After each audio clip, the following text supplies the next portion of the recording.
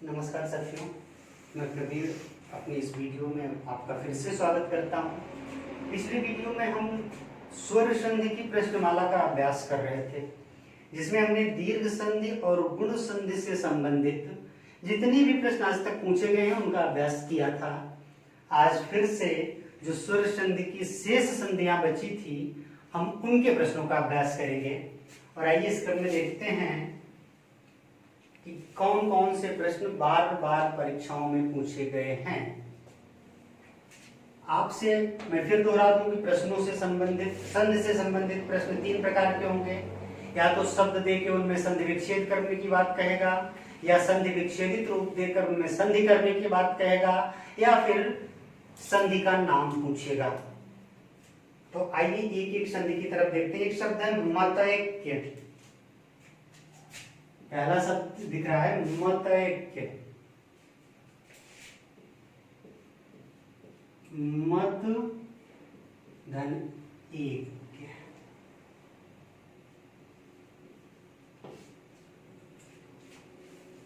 आपने पढ़ा था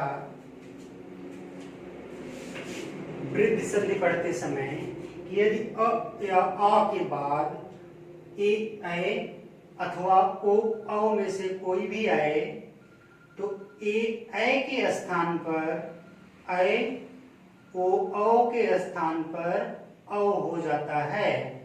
पढ़ा था ना? तो आप उसी सूत्र को लगाइए।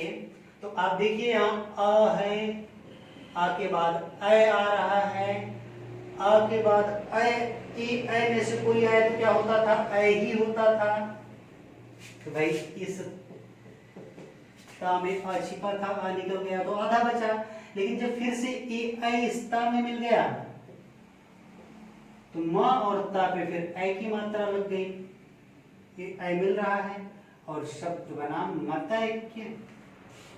इसी तरह अगला शब्द देखिए सदैव।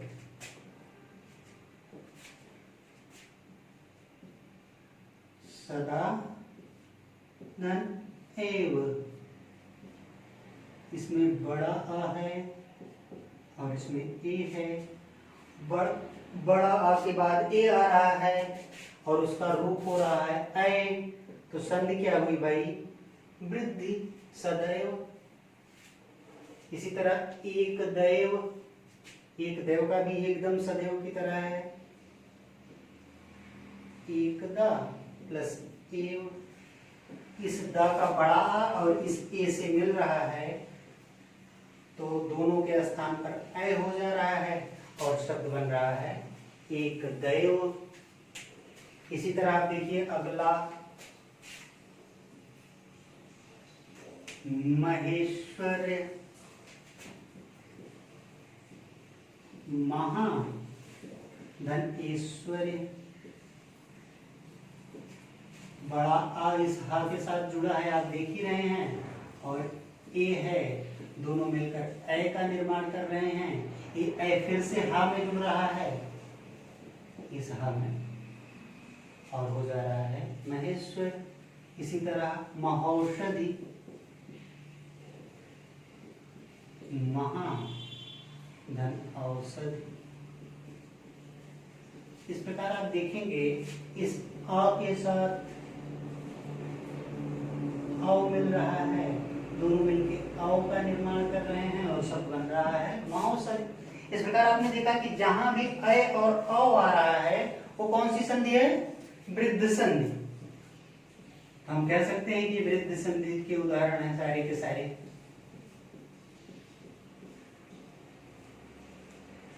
अर्थात यदि अ या आ के बाद ए ऐ ओ औ में से कुछ आए तो ए ऐ अ से मिलकर ऐ बनते हैं, ओ औ अ और अ से मिलकर औ बनता है। ये होती है वृद्धि संधि। अब हम उदाहरण की अगली श्रृंखला देखेंगे। अगली श्रृंखला में पहला शब्द है यद्यपि। और जब हमने गण संधि पढ़ा था तो हमने पढ़ा था कि यदि ई, उ, री और री के बाद कोई भी असमान स्वर आए, असमान स्वर का मतलब यही ना आए बस, चाहे छोटी ई हो, चाहे बड़ी ई हो, चाहे छोटा ओ हो, चाहे बड़ा ओ हो, अर्थात ह्रस्व या दीर्घ ई उ री के बाद कोई असमान स्वर आए तो ई के स्थान पर या उ के स्थान पर व, री के स्थान पर र और री के स्थान पर ला हो जाता है। यही तो पढ़ा था हमने। इस संधि कौन सी थी? यण। तो आइए हम यण संधि के उदाहरण को देखें। तो पहला शब्द है यद्यपि, यदि, धन अपि। अब आप इसको समझें। इस दा के साथ छोटी ई की मात्रा लगी है और ये आ है। हमने कहा था ई के स्थान पर या हो जाता है यदि उनके बाद कोई भी असमान स्वर आ रहा है तो हमने भाई ई के स्थान पर या लिखा। ये दा अभी भी आधा है और इधर ये आ जुड़ रहा है, तो ये आ इस या के साथ जुड़ के इसको तो पूरा कर दे रहा है, लेकिन ये दा तो आधा ही रह गया। और जब ये दा और ये या आधा मिले तो इनको द्य कह दिया गया और शब्द बन गया यद्यपि। बस इसी तरह अगला शब्द देखें, अध्ययन। अध्ययन का हम देखते हैं अधि, धन आयन। यहां भी वही हुआ, छोटी ई आधा ध के साथ है और ये अ है, फिर इस या को इसने पूरा किया, यहाँ ई की जगह या हुआ और अ इससे जुड़ा तो या पूरा हो गया, लेकिन आधा था आधा ही रह गया और अ इसके सामने जुड़ा अद्य और ये शब्द बन गया अध्ययन। इसी तरह अगला शब्द देखिए अत्यधिक। अत्यधिक एकदम अध्ययन की तरह है, अति, धन अधिक। इसके साथ भी यही हुआ होगा। कित्ता में छोटी ई की मात्रा है, उस ई की जगह पे यह हुआ, ता आधा बच गया तो आधा ता आ गया और शब्द बन गया अत्यधिक।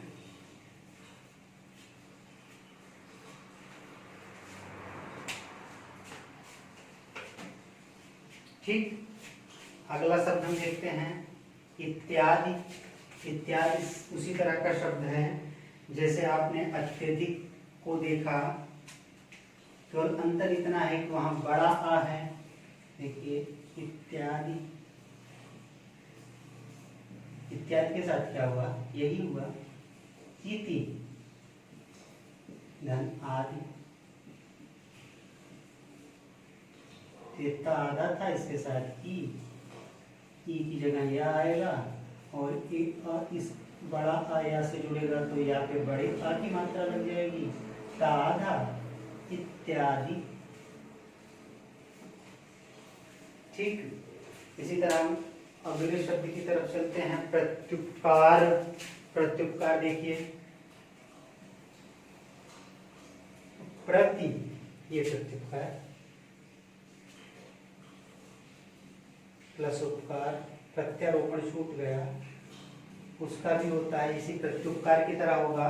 दोनों देख लीजिए, ई और अ, उ, ई के स्थान पे क्या हो रहा है? या हो रहा है, ता आधा बच रहा है, ये उ, देखिए भाई यहाँ ता आधा है, समझ लीजिए ता आधा है, इसमें छोटी ई की मात्रा मिली है, इधर ऊ है। आपने पढ़ा है कि या हो जाएगा। अब ये वाला ऊ जब या से मिलेगा तो क्या बनाएगा भाई? यू हो जाएगा। ऊ पे छोटी की मात्रा लग जाएगी, ता आधा रहेगा, प्र भी उसी तरह रहेगा, तो शब्द क्या बन जाएगा? बाकी के जो तो लिखे जाएंगे तो जाएगा प्रत्युपकार। इसी तरह प्रत्यारोपण में भी होगा प्रति, धन आरोपण। अगला शब्द हम देखते हैं, प्रत्युपकार और प्रत्यारोपण एक ही तरह से होगा, हमने बता दिया। अगला शब्द देखिए अभ्युदय। अभ्युदय, फिर यहां भी वही रूल, अभी, धन उदय, ये भाई आ, ये वाला, और ये हो गया भ आधा, क्योंकि इसमें ई जुड़ा है, और इसके साथ उ, इस या की जगह पे यह हुआ ई की जगह पे, और इसके साथ एक छोटा ऊ जुड़ा, तो छोटा ऊ की मात्रा लग गया, भ आधा ही रह गया, इसको हमने कर दिया अभ्युदय। इसी तरह अगर देखिए प्रत्यूष, प्रत्यूष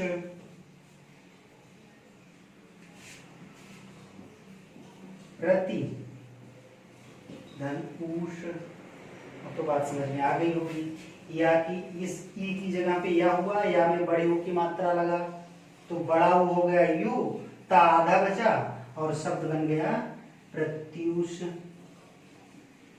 बार बार आपको शब्दों को खंड करके बताने की आवश्यकता नहीं है, मेरी समस्या आप समझ रहे होंगे। जो भी संधि पढ़ाते समय इसको हमने ठीक से बताया था। प्रत्येक, प्रति, धन एक।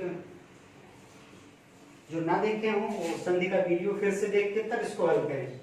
प्रत्येक, यहां भी ई है, ई के स्थान पे या हुआ, ता आधा बचा, तो हो गया प्रत, और ये वाला ए आधा या में जुड़ा, तो एक, प्रत्येक। इसी तरह स्त्रियोचित, स्त्रियोचित, स्त्रियोचित में देखिए स्त्री,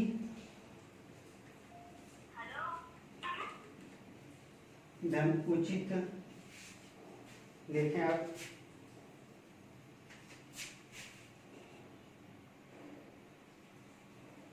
स्त्रियोचित में इस तरह के साथ बड़ी ई जुड़ी है, आप देख रहे हैं, यहाँ ऊ है, नियम कह रहा है कि ई के स्थान पर या होगा।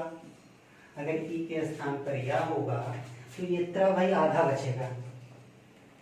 अभी तक इसमें बड़ी ई की मात्रा लगी थी तो पूरा था, अब आधा बचा, ये भी बेचारा, और ई के स्थान पर यह हुआ है, उसमें छोटा ऊ मिल गया, स्त्रियोचित। ठीक, अगला देखिए देव्योज। देखिए देव्योज, देव्योज में भी वही हुआ, देवी धन ओज।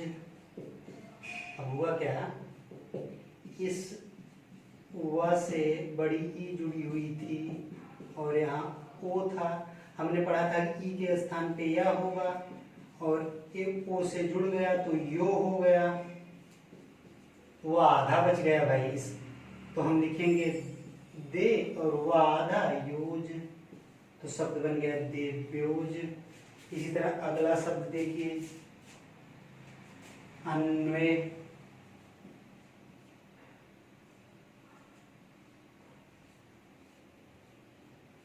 अनुधन है, कैसे हुआ इसको आप समझिए। इस ना के साथ छोटा ऊ जुड़ा है, और यहाँ आ है, ये वाला आपने पढ़ा था कि ऊ के स्थान पर वा होता है, ये वाला आ जुड़ा तो बेचारा ये पूरा हो गया। ऐसे समझ जाइए एक बार, ये पूरा हो गया, ये आ आधा बचा, ये ना आधा बचा, हम लिखेंगे अन्वय। इसी तरह देखिए स्वागत। स्वागत का तो आपको हमने उदाहरण पढ़ाते समय ही बताया था कि शु धन आगत। इसी तरह अन्वेषण। अन्वेषण का भी आपने देखा था कि अनु ऊ के बाद कोई भी असमान स्वर आ रहा है, एषण, अन्वेषण हो गया। इसी तरह मध्योषधि, मधु धन औषध, ऊ के बाद औ आ रहा है, ऊ के स्थान पर व हुआ, और इस व के साथ ही औ मिला, तो ये मध्व हो गया, और औषध। इसी तरह बद्वीर्षा। बद्वीर्षा आप समझ लीजिए, वधु धन ईर्ष्या, यहाँ बड़ा ऊ है, ऐसे है, ई है। आपने पढ़ा था कि ऊ के स्थान पर वा होगा, वा से बड़ी ई मिल गई तो वा पे बड़ी ई की मात्रा लग गई और धा आधा ही बचा था तो बद्वीर्ष्या हो गया कि नहीं। इसी तरह पित्रादेश, पित्रादेश का हम देखें पित्र और धन आदेश, पित्रादेश। मातृ, अगला शब्द देखें मातृधनीक्षा, मातृक्षा हो गई कि नहीं। अब आप एक बात इन उदाहरणों में देख रहे हैं कि इसमें अय औ हर जगह आ रहा है और इसमें प्रायः य व और ल कहीं ना कहीं मिल रहे हैं।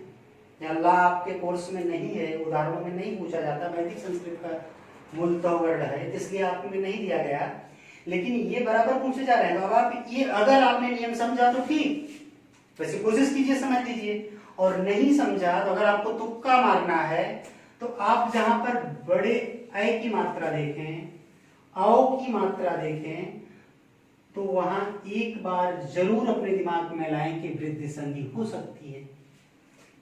और दूसरी बात, दूसरा उदाहरण आपने देखा कि यदि पहला वर्ण अर्ध है, कहीं पे आप देख रहे हैं कि अर्धवर्ण है और उसके बाद अर्धवर्ण के बाद कोई भी आधा अक्षर है,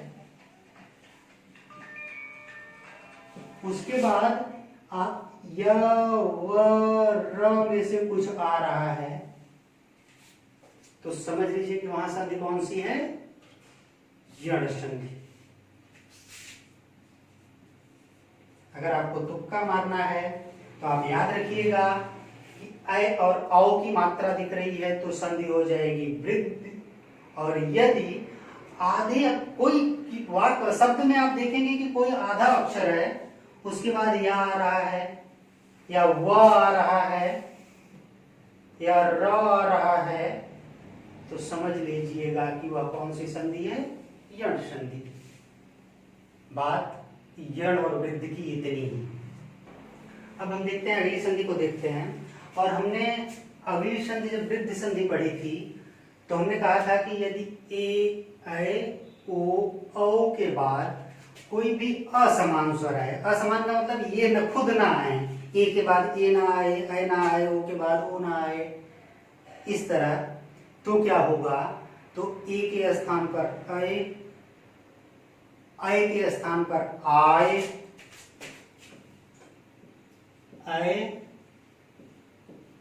आए, ओ के स्थान पर अव और औ के स्थान पर आव हो सकता है। ये तुमने पढ़ा था। अब देखें शब्द जो बार बार परीक्षाओं में पूछे गए हैं, शब्द है नयन।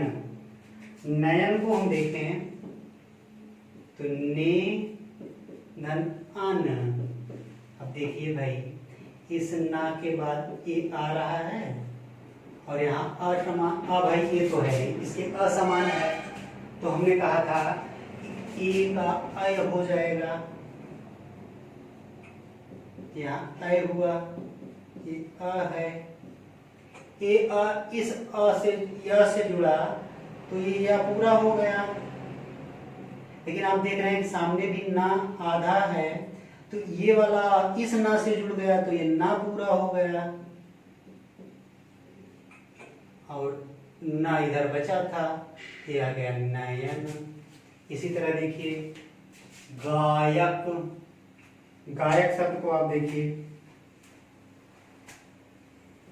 गौ धन इक, सॉरी अक। अब आप देख रहे हैं कि हमने कहा था कि औ के बाद आओ होगा, औ के स्थान पे कोई असमान स्वर आ रहा है तो देखिए इसमें ग में औ छिपा है और यहाँ उसके बाद असमान स्वर है आ, तो इसके स्थान पे आओ होगा, आओ होगा। अब इधर ग आधा बचा था, ए वाला आ इस ग से मिला तो ये ग पूरा हो गया, और ए वाला आ इस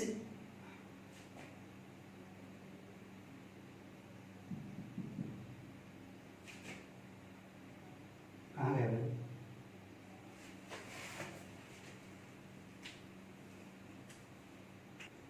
अगला शब्द देखिए गायक। गायक का भाई क्या होगा, गय धन अक। अब हुआ क्या है इसमें, आपने पढ़ा था कि अय के बाद कोई असमान स्वर आ रहा है तो आय हो रहा है। ये देखिए इस ग में अय छिपा है भाई, इधर आ है तो असमान ही है, तो यहाँ पर आय होगा, आय तो हो रहा है। अब ए वाला आ इस ग से मिल गया है, तो ग पे बड़ी की मात्रा लग गई। या था, या के बाद ये छोटा आ है तो या भी पूरा हो गया, और एक का ज्यों का त्यों आया, हो गया गायक। अगला शब्द देखते हैं हम, पवन। पवन को देखिए,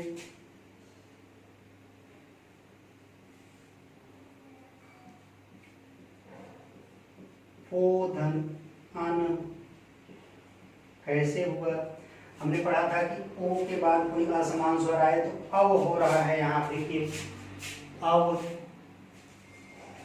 तो अव हम कैसे करेंगे, ये पा आधा बचा है, यहाँ ओ है और यहाँ अन है, हम इस ओ की जगह पे अव हमने किया। अब ए वाला इस पा से मिला तो ये पूरा हो गया, और ए वाला इस व से मिला तो ये पूरा हो गया, शब्द बन गया पवन। पो धन अन, पवन। पावक। पावक देखिए, पावक, पौ धन अक, कैसे हुआ, यहाँ भी आओ प और अ। हमने देखा था कि आओ के बाद आओ होता है, आओ हुआ, और ये बड़ा वाला आ इस प से मिला तो इस पे बड़ा आ की मात्रा लग गई, व से ए वाला आ मिल गया तो हो गया व भी पूरा, और शब्द बन गया पावक। इसी तरह पवित्र, इसमें देखिए पो धन इत्र, बस इत्र पवित्र। इसी तरह रवीश, रो धन ईस, रवीश। आप एक बात समझ चुके होंगे कि अगर कहीं छोटे अ की मात्रा है और सामने या है तो इसका मतलब है कि शब्द के पहले छोटा ए आ रहा है। अगर बड़े आ की मात्रा है और या है तो अय आ रहा है। अगर छोटे अ की मात्रा है, मतलब मात्रा है ही नहीं और वह है तो ओ आ रहा है। और अगर बड़ी मात्रा है अ की, बड़ी आ की या बड़ी ई की, और वह है तो अ आ रहा है। बात समझ में आई? तो इसी को कहा गया अयादि संधि। अय आय औ आओ होने वाली संधि को क्या कहा गया? अयादि संधि। संधि से संबंधित जितने प्रश्न हमने आपको बताए हैं, जितने शब्द हमने बताए हैं, अगर आप इनका अभ्यास कर लेंगे तो 75 से 80% शब्द यही बार बार दोहराए जा रहे हैं, 2-4 शब्द नए मिलेंगे। आज के लिए इतना ही, बाकी अगले वीडियो में। धन्यवाद।